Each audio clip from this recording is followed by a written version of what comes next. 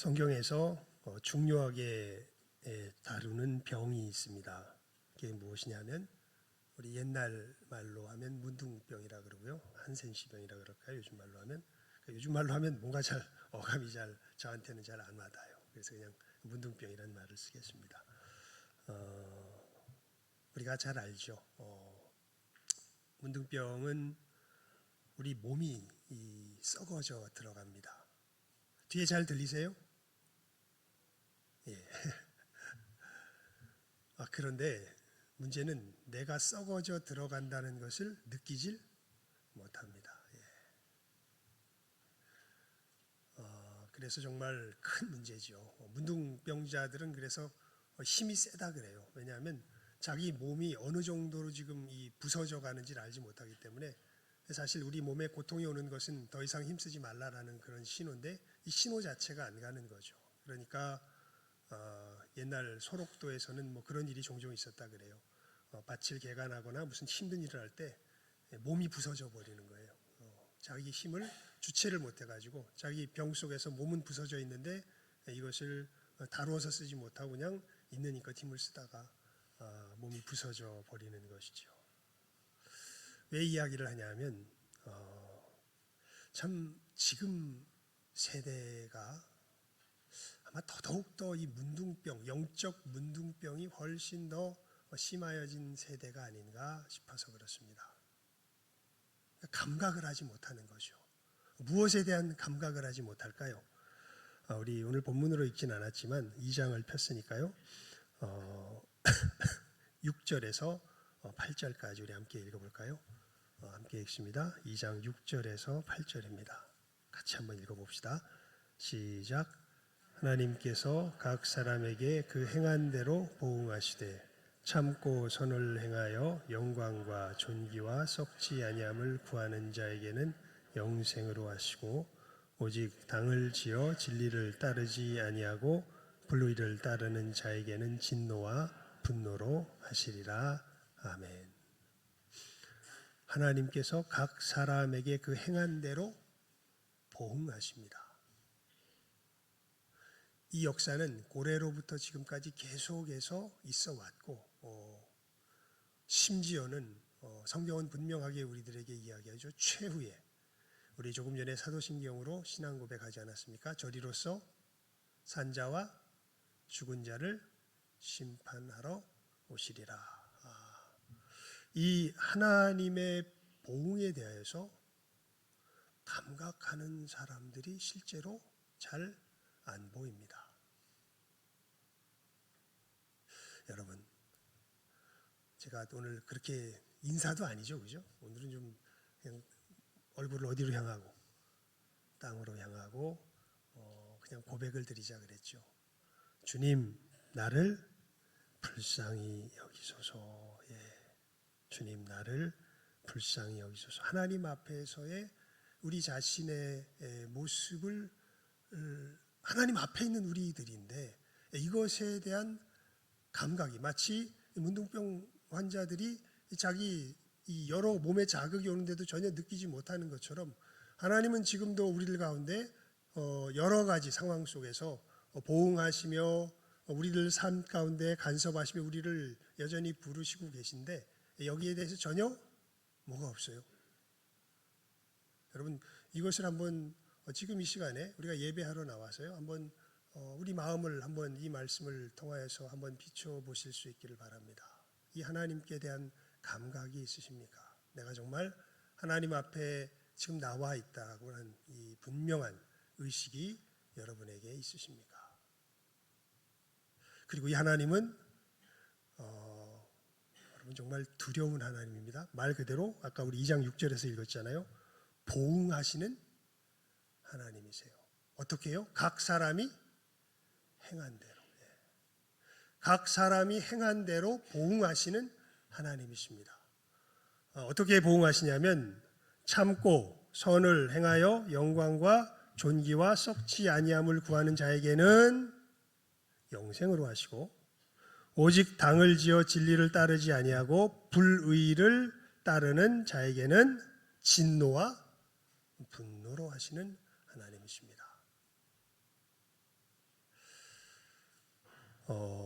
이 하나님께서 그런 의미에서 이 하나님께서 이 우리 행한 대로 보응하신다 그러는데 지금 기준이 뭘까? 하나님께서 우리를 이 심판하시며 또 보응하시는 그 기준이 무엇인가에 대해서 사실은 오늘 말씀이 우리들에게 너무나 분명하게 알려주고 있는 것이죠.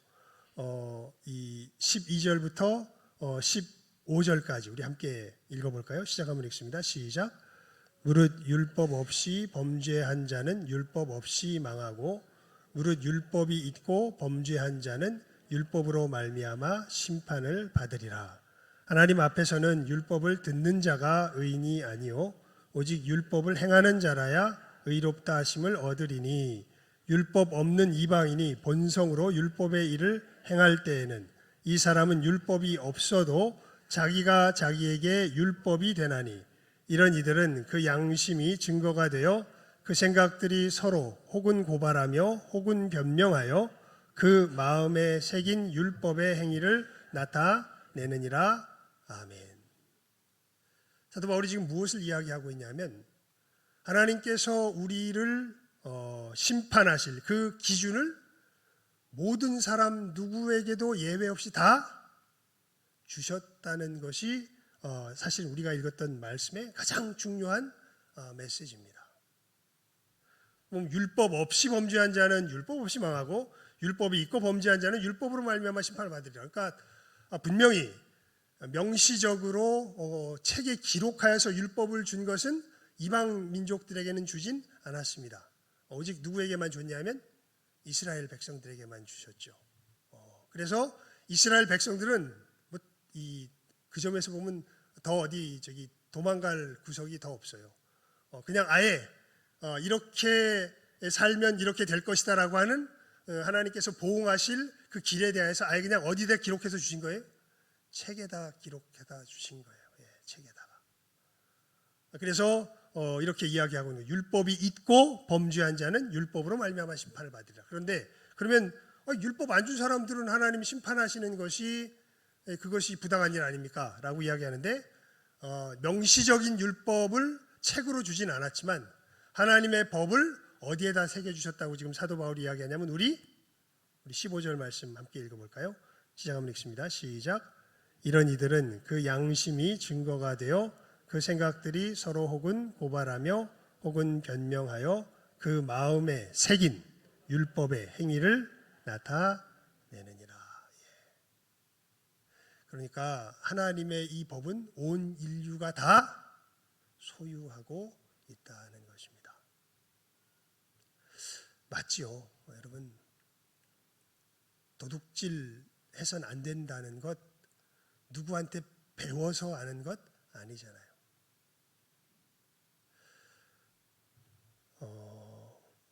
어린 아이를 키우면서 정말 신기한 부분이 그런 부분이죠. 이 어린 아이들이요 꼭 뭔가 하지 말아야 할 일을 자기가 한다라는 느낌이 있을 때 말도 못합니다. 그런데 그러면 꼭 먼저 하기 전에 뭘 보냐면 주변을 살펴봅니다. 신기하죠. 그러니까 지도 말은 못해요. 하지만 어리지만 자기 양심 속에서 이건 해서 된다 안 된다. 안 된다는 걸 아는 거예요, 모르는 거예요? 알아요. 알면서도 어떻게 해요? 눈치를 본다는 건 누가 안 보면 어떻게 해야지? 해야지 라고 사실은 생각하는 것 아닙니까? 그러니까 심지어 여러분 어린애가 아무것도 모르는 게 아닙니다.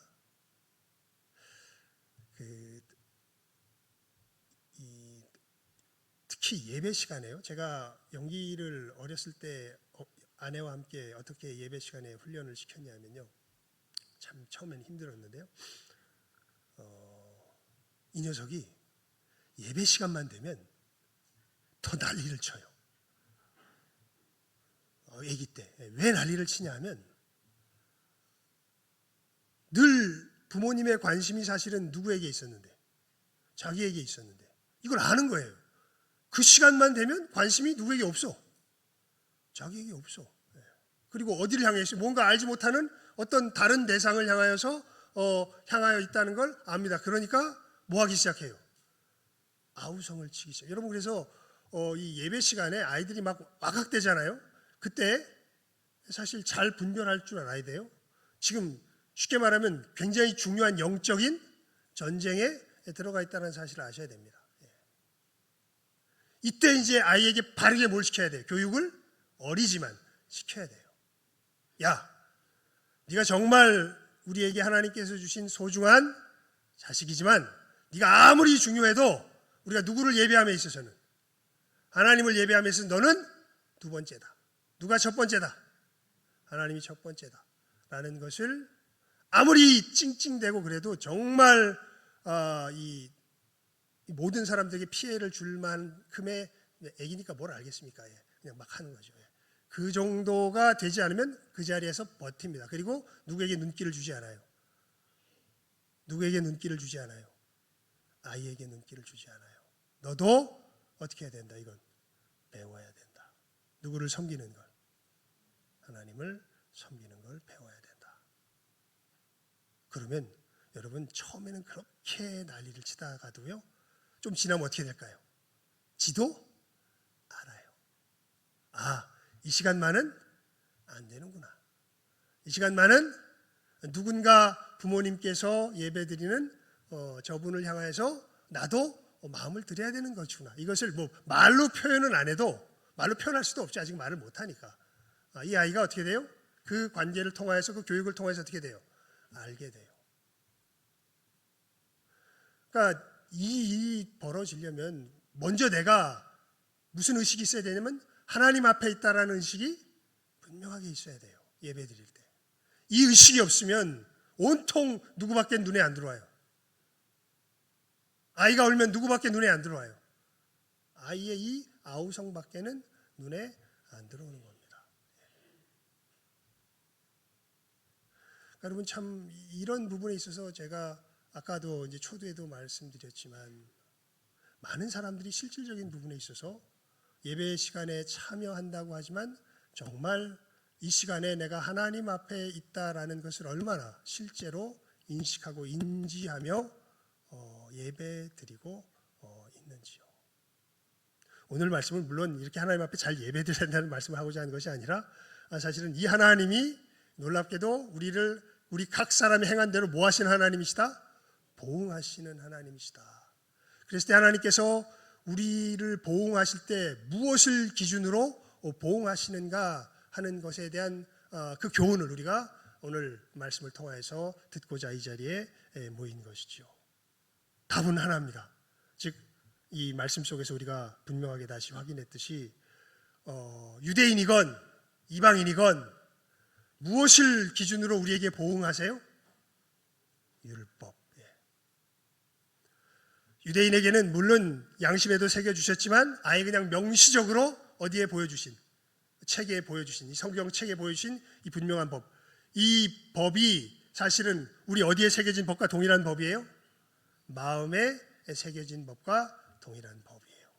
아까 말씀드린 그 대표적인 것 중에 하나가 예를 들었던 것이 도적질하지 말지니라. 이건 뭐 굳이 누구에게 배우지 않아도 어린아이부터 알게 되는 그 법이죠. 여러분, 이 사도 바울이 로마서 1장에서는요, 아예 하나님께서 이러한 법을 우리들 가운데 새기셔서 이러한 가운데 우리들에게 요구하시며 이것을 정말 진실함으로 행하는 자들과 행하지 않는 자들 중에서 이제 행하지 않는 자들을 향하여서 어떻게 진노하시는가에 대한 그 이야기가 1장 가운데 나옵니다. 그리고 그 사람들은 하나님의 법이 있다라는 걸 알면서 일부러 어깃장을 놓는 사람들입니다. 이 앞에 나오는 사람들은요.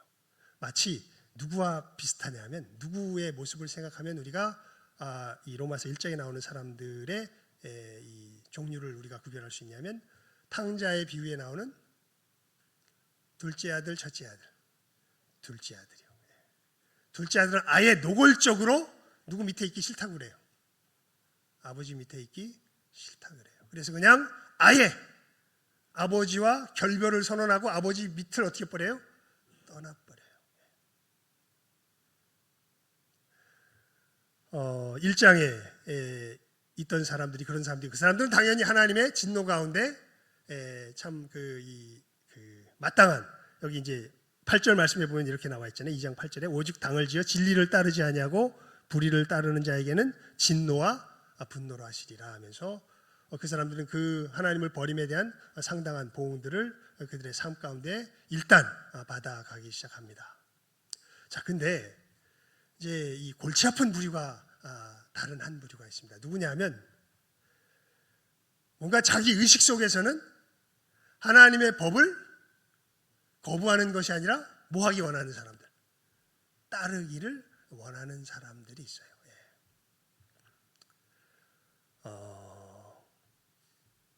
그 사람들이 이제 이 3절 말씀에 2장 3절 1절과 3절인데 1절을 먼저 읽어봅시다. 시작하겠습니다. 시작. 그러므로 남을 판단하는 사람아 누구를 막론하고 내가 핑계하지 못할 것은 남을 판단하는 것으로 네가 너를 정죄함이니 판단하는 네가 같은 일을 행함이니라. 아멘. 그러니까 이방인들은 일부러 어깃장을 놓습니다. 제가 예전에 한번 말씀드렸죠. 미국에서 이 사역을 할 때인데요. 소련에서 망명한 이 소련에서 의사였던 사람이 참 신기하게 우리나라에서 무당이었던 여자와 재혼을 해요. 결혼을 합니다. 그래서 둘이서 이제 아이 없이 살아가는 집인데 그 무당이었던 여자가 이제 교회에 나오기 시작했던 거예요. 그래서 신방을 가서 거기서 대화를 이렇게 하는데 그 소련 사람이요 공산주의에 철저히 물들어 있는 사람입니다. 이런 얘기를 합니다. 사실 들키지만 않으면 도둑질 해야 합니다. 그래야 삽니다. 아니 그러면 들키지만 않으면 살인도 해도 돼요? 그러니까 나를 이렇게 보더니 그렇대. 예. 그래서 제가 가만히 보다가 그 사람에게 이렇게 질문했었습니다. 당신 지금 자식이 없는데 당신 자식을 낳으면 자식에게도 그렇게 가르칠 거요? 그렇게 제가 한번 물어봤습니다. 그랬더니 그때는 한참을 생각을 하더라고요. 그러면서 그건 차마 못하겠네요. 이제 이렇게 이야기를 하는 걸 듣습니다. 그러니까 이 사람이요 강팍해지기 시작하면요 한없이 이렇게 강팍해지는 것을 볼 수 있습니다. 근데 이런 사람들은 오히려 성경 말씀에 보면요 오히려 이런 이야기를 통해서 여러분 예수님께 먼저 왔던 사람들은 바리새인들일까요? 세리와 죄인들일까요? 세리와 죄인들인데 오히려 신기하게도 이렇게 하나님을 노골적으로 거부하던 사람들이요 나중에 돌아오는 걸 보면 누구보다 더 빨라. 바리새인들보다 더 빨라요. 근데 문제는 이 바리새인들은 이 좀 골치가 아파요. 왜냐하면 돌아올 때 제일 늦게 돌아와. 왜 그러냐면 여기에 문제가 있어서 그렇습니다. 자기가 나름 하나님의 법도를 제대로 지킨다 못 지킨다. 제대로 지킨다고 생각해서 그래요. 이게 오늘 말씀에서 다루는 부분이 이제 사도 바울이 이 부분이죠. 자기 다른 사람들이 하나님의 법을 어그러뜨리는 것을 막 정죄하면서 자기는 하나님의 법을 어떻게 하고 있다고 생각하는 사람들, 잘 지키고 있다고 생각하는 사람들, 그 사람들을 향하여서 이 사도 바울이 지금 이야기하고 있는 것입니다. 이들을 향해서 굉장히 신랄하게 이야기를 해요. 아예 그냥 처음부터 뭔가 이 사람들을 좀 북돋거나 뭔가 어떤 인정해주는 부분이 보이기보다는요 그대로 직격탄을 날려버립니다. 2장 1절에서 그렇게 되죠. 그러므로 남을 판단하는 사람아 누구를 막론하고 네가 핑계하지 못할 것은 남을 판단하는 것으로 네가 너를 정죄함이니 판단하는 네가 같은 일을 행함이니라. 여러분 우리가 하나님의 율법을 지켜야 한다는 것을 동의한다고 그것이 우리가 하나님 앞에 의롭다 인정함을 받지 못하게 합니다. 진짜 중요한 것은 실제로 그 의를 뭐 하는 거예요? 행하는 거예요. 율법이 뭔지 제가 설명을 안 드렸군요. 여러분 율법이 뭡니까? 이거는 확실히 일단 확실하게 합시다. 우리가 이런 것들을 확실하게 해야 우리의 믿음이 성장해 있어요. 율법이 뭡니까? 예, 이거 뭐 잘 배웠습니다. 맞습니다. 율법 그러면 어렵게 생각할 거 없어요. 뭐예요? 십계명이 십계명. 그러니까 무슨 얘기냐면 진짜로 십계명을 제대로 지키면 하나님께서 영생으로 보응하시고 이 십계명을 제대로 안 지키면 진노와 분노로 보응하신다는 거예요. 이 이방 사람들은 왜 십계명을 지켜야 돼?라고 오히려 반기를 들었다가 이 나중에 돌이켜서 돌아오는 사람들이 되는데요. 이 유대인들은 맞습니다. 우리는 이 법을 지키는 하나님의 백성으로서 살아가겠습니다. 하나님과 약속을 맺어 놓고선 자기들은 놀랍게도 이 법을 어떻게 하고 있다? 잘 지키고 있다. 어떻게 보면 자기 마음속에서 실제로 생각하는 사람들이죠. 그런데 사도 바울이 거기에 대해서 직격탄을 날려버리는 겁니다. 너희들 그것을 갖다가 그저 법에 동의한다고 너희들이 하나님 앞에 의롭다함을 받는 것이 아니라 진짜로 그 십계명의 계명들에 담겨져 있는 정신을 제대로 너희들 삶 가운데서 실천해 내야 그것이야말로 진정한 의의 기준이 된다라고 말하는 것입니다. 여러분, 이제 이것은 정말 이제 진실함 속에서 우리가 알게 될 수밖에 없는 건데요. 여러분 진짜로 이거 굉장히 중요한 훈련입니다. 십계명을 한번 지키려고 여러분 분투하십니까?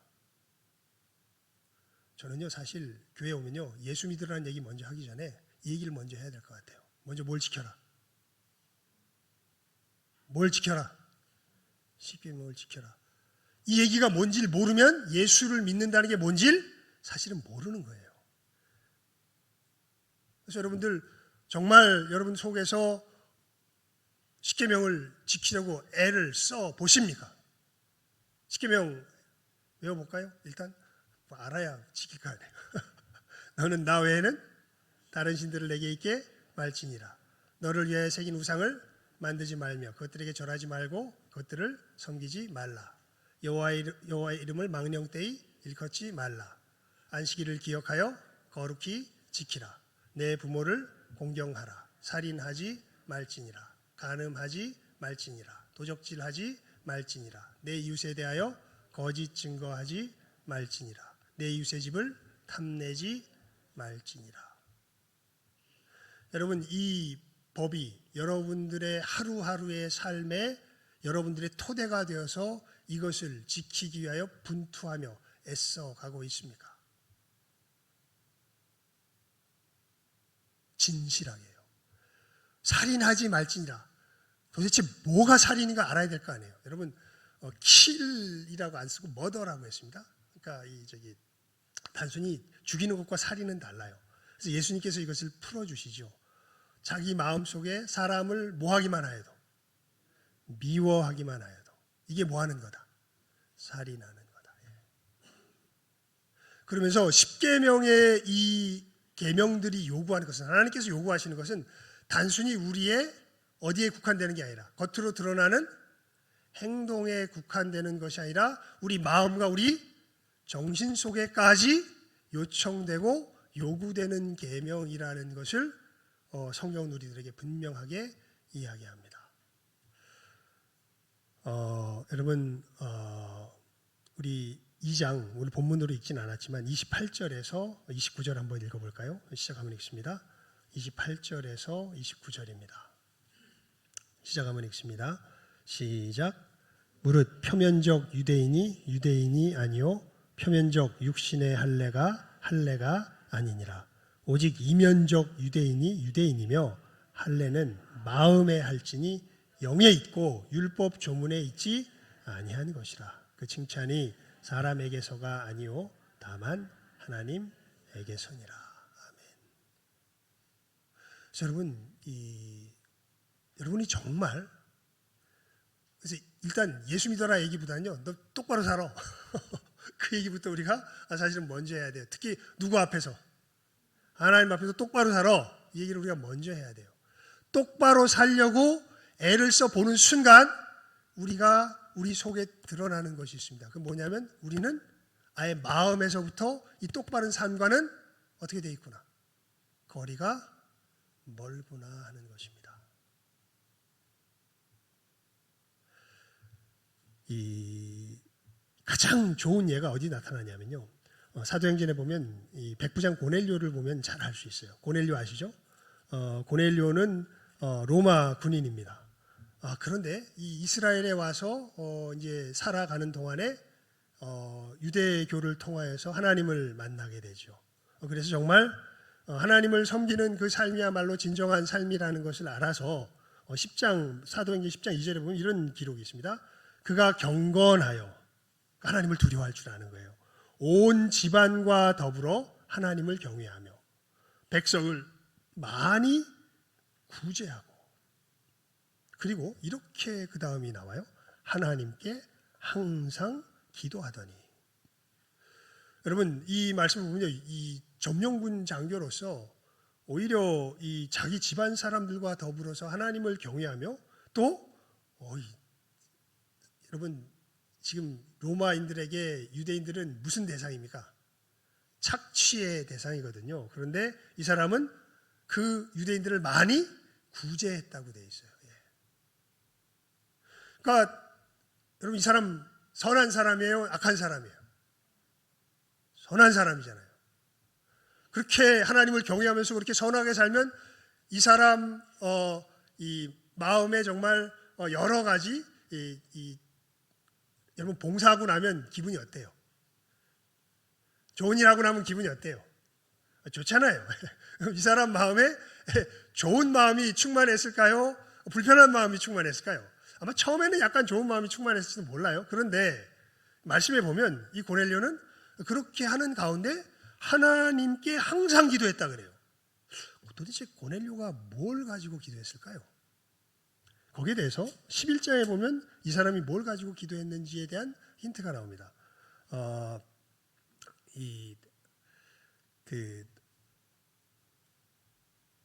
14절 말씀에 이렇게 성령께서 베드로에게 하셨던 말씀 속에 보면 고넬료가 무엇을 위해서 기도했는지 그 기도의 제목이 나와요. 그가 여기서 이 고넬료입니다. 14절에 나오는 그는요, 지금 그가라고 말하는, 그가 너와 내 온 집이 구원받을 말씀을 내게 이르리라 함을 보았다 하거늘. 그러니까 고넬료가 무엇을 가지고서 계속 간절히 기도했냐면, 그렇게 선한 일을 하는 가운데 구원을 위하여서 계속 기도했다라는 것을 사실은 이 말씀이 우리들에게 알려주는 상황을 통해서 알 수 있습니다. 그러니까 참 신기하죠.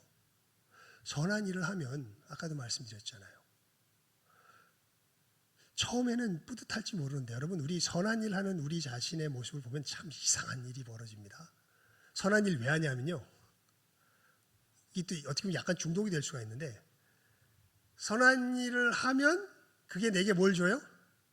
기쁨을 줘요. 그래서 사실은 선한 일을 하는 것은 공경에 처한 사람을 돕는 것이 그 일의 목적인데, 나중에는 돕는 게 목적이 아니라 내가 그것을 하면서 받는 뭐가 목적이 돼버려요? 자기의 기쁨이 목적이 돼버려요. 그걸 느끼면 내가 잘 됐다고 느껴요? 아니면 이거 이상하다 느껴요? 이거 이상하다 느껴요. 그러니까 여러분, 우리가 하는 수많은 선한 일들을 가만히 보면요, 늘 이런 함정들이 수두룩하게 우리 앞에 깔려져 있는 것을 보게 됩니다. 이런 것들은 겉으로 나타나는 모습으로는 어떻게 측정이 안 돼요. 다 어디에서 감지되는 거예요? 우리 마음에서 감지되는 거예요. 그러면서 내가 선한 일을 한다고 하는데 정작 내 마음은 늘 끝에 보면 이기적인 본성으로 돌아가고 마는 우리들의 모습을 확인할 수밖에 없습니다. 그래서 여러분, 율법을, 십계명을 진짜 제대로 지키려고 애를 써보잖아요. 예수님께서 말씀하신 것처럼. 그러면 우리가 어떤 결론에 진실하게 다다르게 되냐면요, 나는 이 율법과는 상관이 없는 사람이다. 무엇인가 여기에 이게 정말 선하다는 것은 알겠는데, 내가 진짜 이것을 지키려고 정말 무진장 애를 써보니까 나는 이 율법과는 상관이 없는 사람이구나라는 것을 알게 됩니다. 그러니까 나는 하나님을 향하여서 범죄할 수밖에 없는 그러한 존재이구나라는 것을 어떤 사람이 제대로 깨달아 알게 된다고요? 이 율법을 진실하게 뭐 해보려고 했던 사람들, 지켜보려고 했던 사람들이요. 그렇지 않은 사람들은 몰라요. 그냥 예수 믿으면 천국 간대, 그냥 천국 가야지. 여러분, 이 사람들은 진짜 예수님을 믿는다는 것이 무엇인지를 사실은 제대로 알 수가 없습니다. 예수님께서 하시는 것은요, 여러분, 예레미야가 그런 이 예언을 하잖아요. 하나님께서 후일에는 새 언약을 세우실 것이다. 그 새 언약의 내용이 뭐냐면, 옛날 옛 언약에서는 하나님의 법을 어디에 새기셨는데, 돌판에 새기셨는데, 그 새 언약의 때에는 하나님께서 하나님의 법을 우리 어디에 새기실 것이다. 마음에 새기실 것이다. 여러분, 예수님께서 십자가에 죽으시기 전에 만찬을, 최초의 성찬식을 하실 때 이 잔은 내 피로 세우는 새 언약이니, 무엇의 성취라고 말씀하시는 거예요?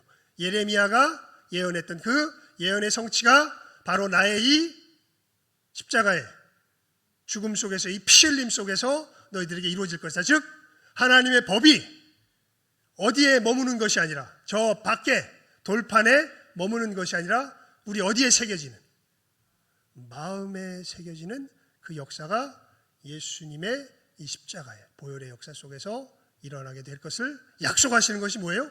그 성찬식에서 이 잔은 내 피로 세우는 무엇이다? 새 언약이다 말씀하시는 것 아닙니까?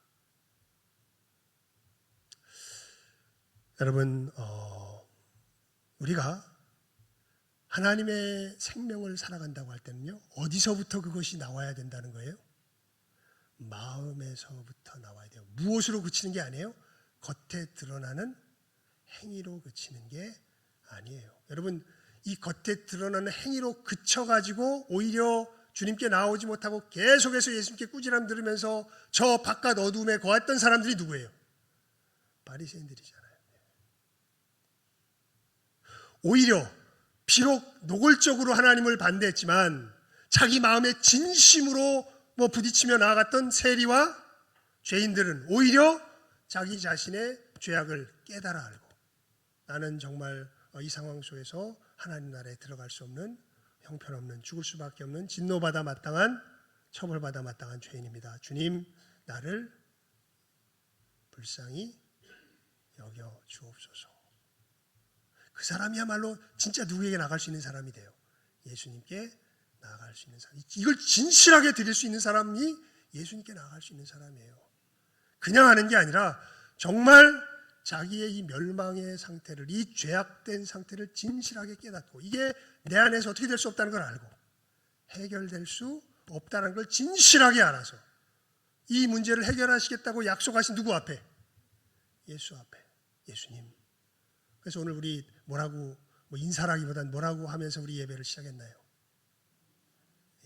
나를 불쌍히 여기소서. 여러분, 이 고백을 진실하게 할 수 있을 때라야 우리는 주님의 은혜를 제대로 받아 누릴 수 있습니다. 누가 이 고백을 진실하게 할 수 있을까요? 이 우리의 보응의 기준이 무엇인지, 다른 것 아니라 십계명으로 대변되는 율법이요, 그 율법은 우리의 무엇에 적용되는 율법이에요?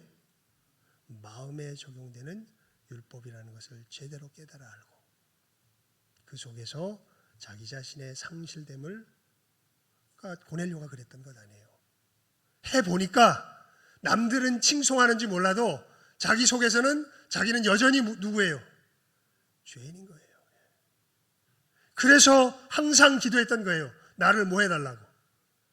구원해달라고. 그랬더니 하나님이 그 꿈에 누구를 보여주시면서, 베드로를 보여주시면서 그를 청하라. 그가 너에게 무엇 얻을 말씀을 전해줄 거다.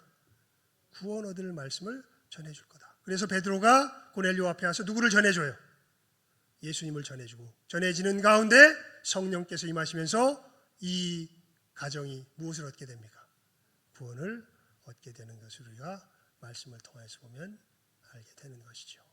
여러분, 저는 정말 내 평생 소원 이것뿐입니다. 정말 우리들 가운데 이 놀라운 구원의 역사가 날마다 일어나는 귀한 은혜가 우리 가운데, 우리 교회 가운데 그치지 않기를, 이 역사가 계속 진행되기를 주님의 이름으로 축원을 드립니다. 우리 기도드리겠습니다. 하나님 아버지, 저희들 주님의 은혜를 바르게 받기 위하여서는 하나님께서 요구하시는 그 분명한 의의 기준, 표준이 무엇인지 저희들 확실히 알아야 함을 오늘 말씀을 통하여서 분명하게 교훈을 받습니다. 하나님께서 요구하시는 것은 율법이요, 그 율법이 우리들에게 요구하는 것은 우리들의 겉으로 드러난 행동에 그치는 것이 아니라 우리 마음 깊은 곳에 그 진실함을 요구하는 것을 저희들 분명하게 깨달아 알게 하여 주시옵소서. 하나님, 이 확실한 참으로 진리에 대한 이해 가운데 저희들 주님 앞에 나아갈 수 있는 그 분명한 좁은 길을 바르게 마련하며 주님을 향하여 나아갈 줄 아는, 그래서 정말 주님께서 십자가 위에서 우리를 위하여 이루어 주신 그 놀라운 구원의 역사를 고넬료와 같이 정말 기뻐하며 즐거움으로 받아 누릴 줄 아는, 참으로 그리고 또한 이미 받은 자로서 이것을 더욱더 풍성하게 누려갈 줄 아는 이 시간 함께하는 우리 모든 귀한 영혼들 다 되게 하여 주시기를 간절히 바라옵고 소원하옵고 간구하오며 모든 것 예수님의 이름으로 기도드리옵나이다. 아멘.